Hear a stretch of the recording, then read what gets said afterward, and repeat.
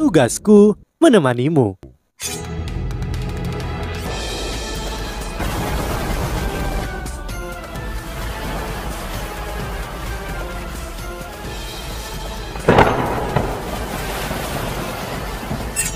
Hai sahabat Pasuk, kembali lagi bersama alur cerita versi novel Solen 2 Sekte Tang yang tak tertandingi.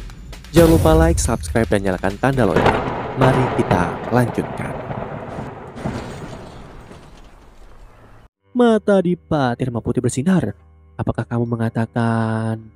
Woyoho melangkah ke depan Adipa Tirma Putih dan membisikkan beberapa hal kepadanya. Mata Daihao menjadi semakin cerah saat dia mendengarnya, dan dia mengangguk terus-menerus. Baiklah, lakukan itu. Jangan khawatir, semua yang kamu raih atau dapatkan akan menjadi milikmu. Tentu saja, jika kamu bersedia, Kekaisaran bersedia membayar dan membelinya juga darimu. Bagaimana menurutmu? Sepakat? Woyoho menjawab tanpa ragu-ragu. Daihao bertanya, apakah kamu membutuhkanku untuk membantu sesuatu? Woyoho menggelengkan kepalanya dan berkata, tidak perlu. Teman-temanku dari Sekte Tang akan cukup untuk memberiku dukungan. Salah satu alasan mengapa aku datang untuk memberitahu Anda adalah agar Anda tahu, dan alasan lainnya adalah agar aku dapat memberitahu Anda untuk memperhatikan pertahanan dan untuk menjaga terhadap operasi apapun yang dilakukan musuh kita untuk membalas dendam. Senyum muncul di sudut mulut Daihao. Balas dendam? Aku takut mereka tidak akan datang. Aku sungguh berharap mereka mengirim seluruh pasukan untuk balas dendam. Kekaisaran Starlo memiliki keunggulan absolut dalam hal pertempuran terbuka. Mereka memiliki kekuatan bertarung 8 Legiun Master Roh, dan tanpa mempertimbangkan alat jiwa, Adipati Tirma Putih yakin sepenuhnya mengalahkan instruksi jiwa tangan yang melindungi bangsa Kekaisaran Ryu jika mereka bertarung 1 lawan 1.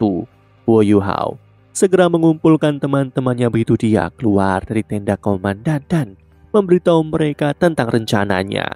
1 jam kemudian, bayangan hitam naik tanpa suara di udara dan tinggi ke langit dalam kegelapan malam. Semua alat jiwa pengintaian angkatan darat barat laut sepenuhnya ditutup pada saat ini, dan bayangan ini tidak memicu reaksi sama sekali ketika naik ke langit.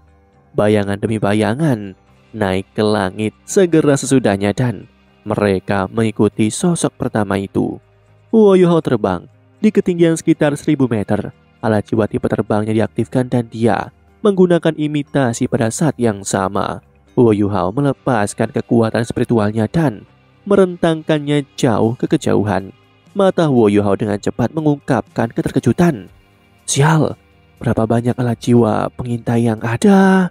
Tidak jauh, ada ribuan alat jiwa pengintai dari berbagai jenis menghiasi langit. Ada alat jiwa pengintai dari hampir setiap jenis, dan mereka diatur dengan rapi di udara, membentang ke kedua sisi pegunungan. Itu membentang di luar cakrawala tanpa akhir yang terlihat, dan hanya dengan memandang di depannya membuatnya merasa ada ribuan dari mereka. Sulit untuk mengatakan berapa banyak lagi. Itu bagus. Kekaisaran Ryu sangatlah kaya. Woyuhao kini melesat ke 3000 meter. Targetnya adalah alat jiwa pengintaian super tinggi. Yuhao menempatkan sepotong logam yang seukuran telapak tangan di bagian atas alat jiwa pengintaian udara super tinggi. Potongan logam ini tidak memiliki area permukaan yang besar, dan itu menempel pada titik buta alat jiwa. Jadi Yuhao tidak takut itu ditemukan sama sekali. Dia terbang kembali lagi setelah itu dan pergi ke target berikutnya. Ada 6 botol susu yang melekat pada alat jiwa tipe terbang di belakangnya. Ke-6 botol susu ini dapat menggandakan jumlah waktu yang dapat digunakan Woyuhao untuk terbang pada ketinggian 3000 meter. Woyuhao akhirnya mulai merasa sedikit lelah. Kira-kira 1 jam kemudian, dia berbalik dan terbang kembali ke arah dia berasal.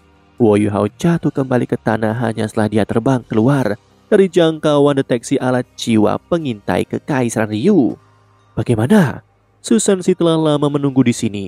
Sesuai dengan pengaturan deteksi spiritual Woyuhao, Yuhao tampak sedikit bersemangat.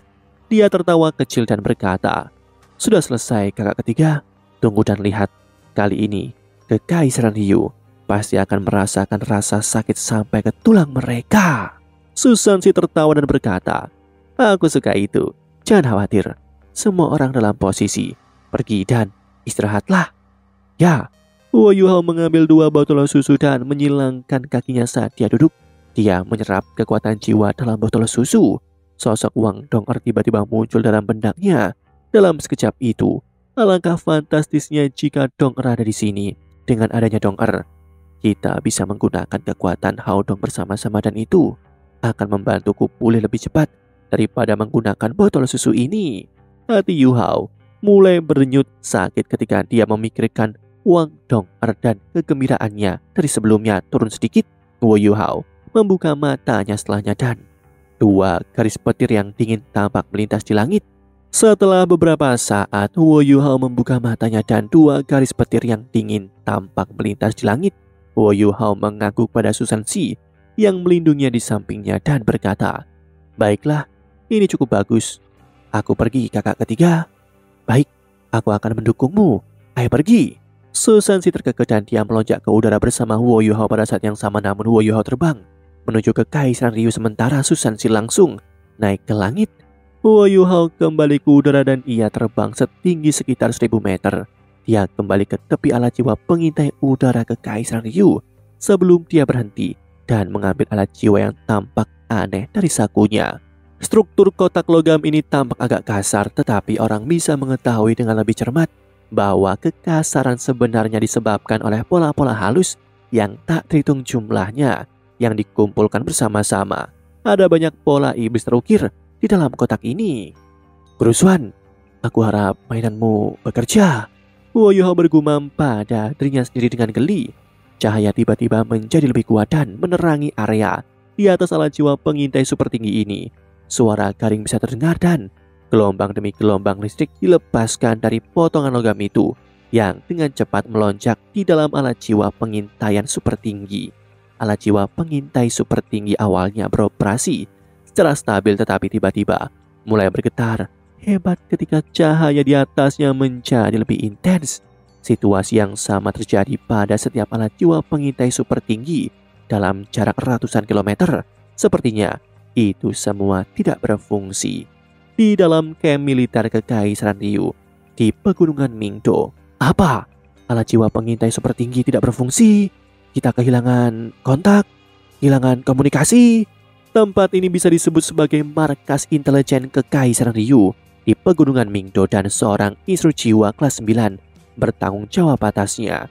Instruksi jiwa kelas 9 ini adalah Banteng Gila Doulo Wang Yiheng, yang juga adalah komandan Legiun Instruksi Jiwa Tiran Mata Jahat. Dia ditempatkan di sini secara mendadak. Legiun Tiran Jahat telah beralih tugas penjaga dengan legiun yang awalnya ditempatkan di sini karena satu alasan sederhana. Instruksi Jiwa Tiran Jahat adalah yang tercepat dan mereka yang paling terampil dan mahir bereaksi terhadap semua jenis situasi. Wajah Wang Yiheng menjadi hitam ketika dia mendengar laporan dari instruksi jiwa ini. Hanya beberapa menit yang lalu, mereka kehilangan kontak dengan lebih dari 20 alat jiwa pengintai super tinggi di beberapa puluh kilometer langit di depan puncak utama Pegunungan Mingdo. Situasi ini belum pernah terjadi sebelumnya. Pasti seseorang telah melakukan sesuatu pada mereka, bahkan Feng Hao Dolo kesulitan untuk melepaskan kemampuan mereka di ketinggian 3000 meter.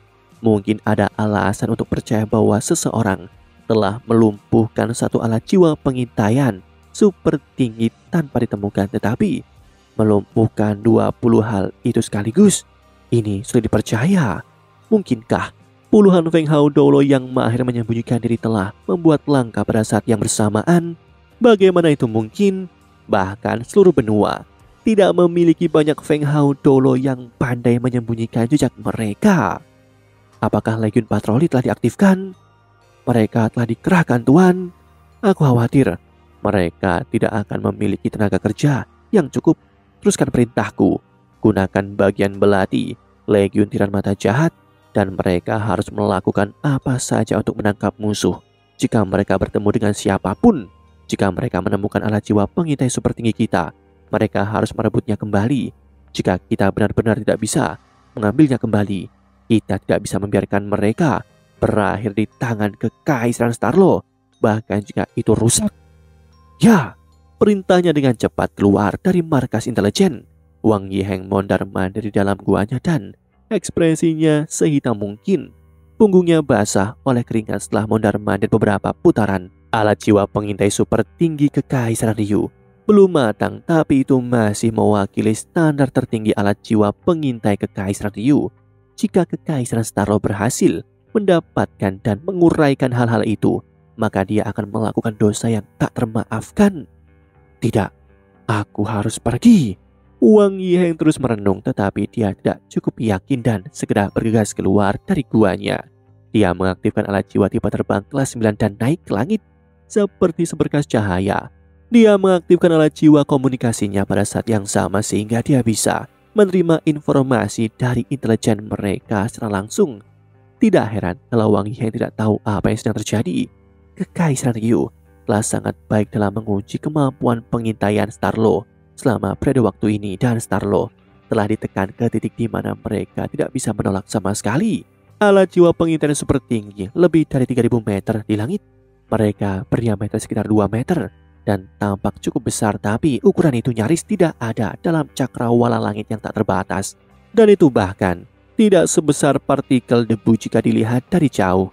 Mencari satu sudahlah sulit, apalagi menemukan lebih dari 20 melintasi beberapa ratus kilometer di langit. Yang lebih menakutkan adalah bahwa musuh-musuhnya dapat mengacaukan semuanya pada saat yang bersamaan. Itu situasi yang tak terbayangkan. Kekaisaran Ryu hanya membuat sedikit lebih dari 100 alat jiwa pengintai super tinggi, namun mereka baru saja kehilangan lebih dari 20 sekaligus. Bukankah Kaisar Kekaisaran Ryu, Su Tianran, akan menjadi gila dan mengamuk? Woyuha masih melayang di udara dan senyum di wajahnya semakin bersinar. Sebuah layar kecil muncul di kotak logam miliknya dan layarnya dengan jelas menunjukkan bahwa lebih dari 20 titik hijau terbang ke arahnya. Selanjutnya, mereka bergerak di ketinggian 3000 meter. Sangat bagus. Bahkan Kekaisaran Ryu tidak mungkin menemukan bahwa aku telah mencuri barang-barang ini. Hah, biarkan aku menangkap mereka. Woyuha dengan cepat melonjak ke langit dan mulai terbang menuju ketinggian 3000 meter. Pada titik ini, alat-alat jiwa pengintai udara super tinggi terbang ke arahnya dengan sangat cepat. Potongan-potongan logam dan kotak logam adalah semua kreasi yang baru dikembangkan oleh master dari aula alat jiwa Sekte Tang Xuanziwen. Selain itu, Xuanziwen telah membuat barang-barang custom untuk Woyuha setelah ia membawa alat jiwa pengintai super tinggi kembali. Ini adalah alat jiwa kelas 8 dan itu yang terbaik yang bisa dibuat oleh Xuanziwen. Itu dikenal sebagai pengendali jiwa jarak jauh. Xuanziwen awalnya membuat alat jiwa ini untuk mengontrol alat jiwa pengintai dari jarak jauh. Kekaisaran Ryu sudah sangat akrab dengan teknologi ini, tetapi Xuanziwen membuat efek pengendalian jiwa jarak jauh mereka menjadi lebih baik. Pada saat ini, Woyuha menggunakan fitur itu untuk menculik sekelompok alat jiwa pengintai udara super tinggi. Sama seperti apa yang dikhawatirkan oleh Wang Yiheng, penelitian yang dilakukan oleh 3 kekaisaran asli benua Dolo terhadap alat-alat jiwa pengintaian akan sangat ditingkatkan jika begitu banyak alat-alat jiwa pengintaian udara super tinggi jatuh ke tangan Woyuha. Woyuha sudah bisa melihat alat jiwa pengintai super tinggi terbang ke arahnya satu demi satu di kejauhan, namun dia juga bisa melihat sinar cahaya terbang keluar dari pegunungan Mingdo satu demi satu pada saat yang bersamaan, dan mereka sedang menuju tepat ke sisinya.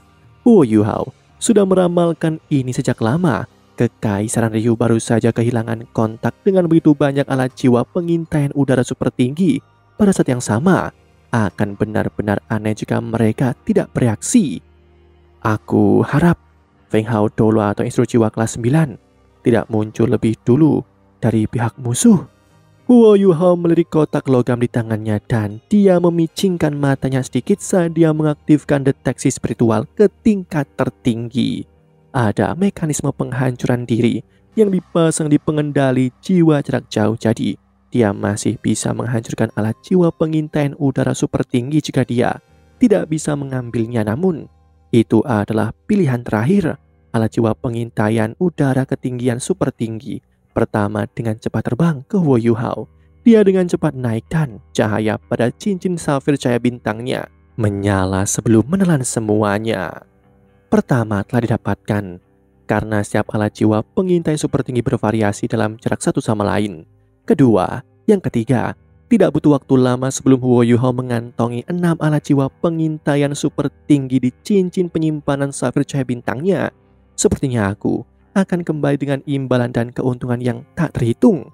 Namun, 5 bayangan dengan cepat menimpanya pada saat ini. Kelima bayangan ini tidak bersatu, tetapi berpisah di langit. Huo Yuhao telah mengaktifkan imitasi dan domain gangguan spiritualnya, dan sulit untuk menemukan kehadirannya. Huo Yuhao sudah melihat mereka datang sejak lama dengan deteksi spiritual. Setiap satu dari 5 instru jiwa ini membawa detektor di tangan mereka, dan detektor ini adalah detektor osilasi paling canggih.